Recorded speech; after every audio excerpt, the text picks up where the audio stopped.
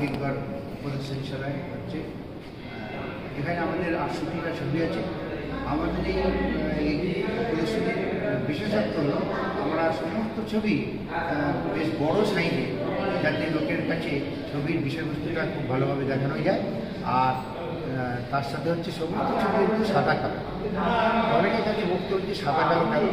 আমাদের উদ্দেশ্য হচ্ছে আমরা দেখাতে চেয়েছি যে সাদা কালো বলে কোনো ছবির বিষয়বস্তু আলাদা করে কিছু হয় না। তার কারণে সমস্ত ছবি যদি শিল্প হয় তাহলে রং যে দেখবে সেই নিজের রং করে নেবে।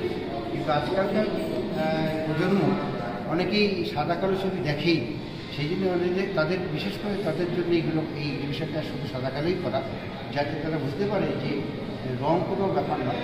কেন তারা হচ্ছে মোবাইলে ছবি পেয়েছে এটা রঙিন ছবি হচ্ছে, কিন্তু সাদা কালো যে ছবি হয় অনেকেই এখানে এসে প্রশ্ন করছে যে হাত দিয়ে ছবি দিয়ে যে এটা কি ফটোগ্রাফ না হাতে আঁকা। তো এইরকম জন্যই আমরা এখানে এই এক্সিবিশনটি বিভিন্ন জায়গায় করছি, যাতে ফটোগ্রাফি এই জিনিসটা এখন যাতে আস্তে আস্তে এলাকার কাছে মিলিয়ে যাচ্ছে মোবাইলের যুগে, ছেড়ে যাওয়ার পুনরুদ্ধার হয় এবং লোকে যাতে শিল্পটাকে চর্চা করতে পারে। এখানে আমাদের 68টা মেম্বারের ছবি আছে, খুব বিগিনারদের ছবি আছে, অনেক এক্সপিরিয়েন্সদের ছবি আছে। এই ছবিগুলো সমস্তটাই করা হয়েছে যে পিক্টোরিয়াল ছবি বা মূলত আর্টিস্টিক ছবি, শিল্প, প্রতিটা শিল্প হয়, শুধুমাত্র ডকুমেন্টেশন বা কোনো জার্নালিজম নয়। যেগুলো ছবির মধ্যে দিয়েই আর্টিস্ট তার নিজস্ব কিছু বক্তব্য প্রকাশ করেছে, সেই বক্তব্যটা এমনভাবে করা হয়েছে যে যে দর্শক যেমনভাবে সেটা মানেটা নেবে না কেন সে তার মতো করে ছবিটা দেখবে, এবং সেটা যদি বিভিন্ন রকম হয় একই ছবি দেখে, তাহলে সেইটাই শিল্পের উৎকর্ষতা বলে আমরা মনে করি। আমাদের এই প্রদর্শনীটা আজকে হয়েছে এবং আজকে শেষ হয়ে যাবে এই 23শে নভেম্বর 2025।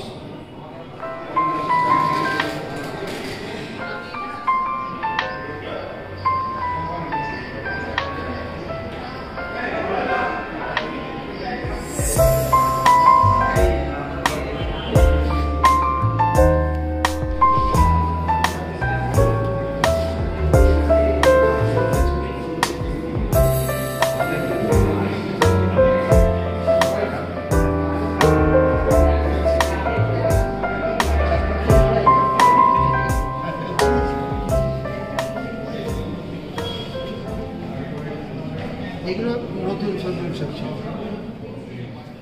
তাকেই আমরা স্বাগত জানাচ্ছি, অনেক আনন্দ পাচ্ছি যে সকলে আপনারা এসেছেন। আমাদের ফটোগ্রাফিজম দমদমে অ্যালামনাই অ্যাসোসিয়েশনের মেম্বারসদের এই ছবি আমরা ব্ল্যাক অ্যান্ড হোয়াইটেই রেখেছি, কারণ আমরা জানি যে সাদা কালোর মধ্যে যে রং বোঝানো যায় সে রং রঙিন ছবি দিয়ে বোঝানো যায়। সাদা কালোর মধ্যে অনেক রং বেশি, রঙের খেলা অনেক বেশি। সেই জন্য আমাদের এই এক্সিবিশনে এটি স্পেশালিটি যে এখানে সমস্ত সাদা কালো ছবি, সাইজটা একটু বড়। আজ আমাদের ফটোগ্রাফিক অ্যাসোসিয়েশনের এক্সিবিশন অত্যন্ত মহিমান্বিত, তাকে সভাপতি হিসেবে আমাদের মধ্যে পেয়ে ম্যাডাম সঞ্চারী রায় মুখোপাধ্যায়, আপনি যদি আসন গ্রহণ করেন আমরা খুব খুশি হব।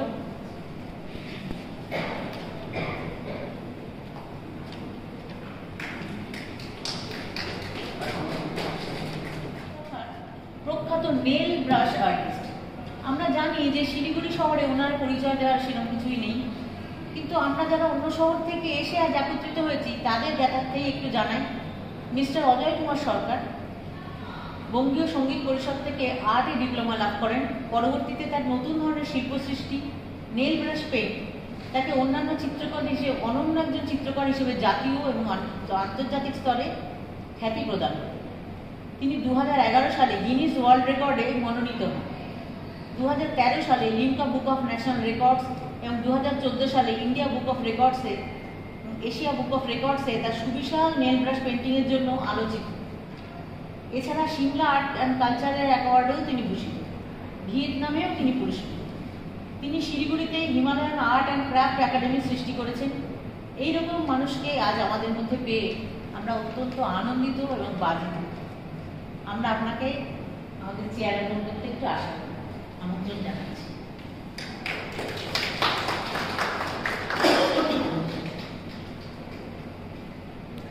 আমরা আমাদের আজকে উপস্থিত কনিষ্ঠতম সদস্য সৌভি পাড়ি, তাকে একটু রিকোয়েস্ট করবো এখানে ফুল দিয়ে আমাদের সভাপতিকে বল।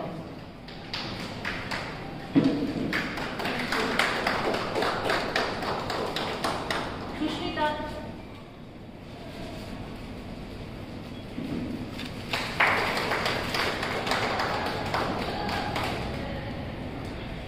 আজকে আমি এই অনুষ্ঠানের মঞ্চে এসে খুবই আনন্দিত এবং গর্বিত। আজকে আমার এখানে উপস্থিতিটা বলতে পারেন রূপক খানিকটা 1 বছর আগে থেকে খানিকটা ইনফ্লুয়েন্স করেছিল, এবং সেইবার যখন হয়েছিল আমি আসতে পারিনি because I was out of শক্তি আদি পরম জল জ্যোতি তোমারি গগনে গগনে প্রথম আদি তব শক্তি তোমার আদিবাণী বহিছে তব আনন্দ, তোমার আদিবাণী বহিছে তব আনন্দ, জাগিছে নব নব রসে হৃদয়ে মনে, প্রথম আদি তব শক্তি আদি পরম জল জ্যোতি তোমারি গগনে গগনে প্রথম আদি তব শক্তি তোমার চিরাকাশে ঘাসে সূরজ চন্দ্র তারা প্রাগতর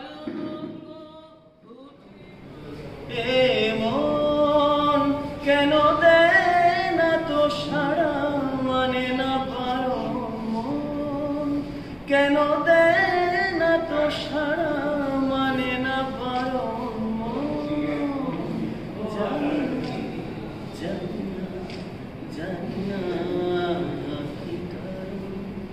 জানি না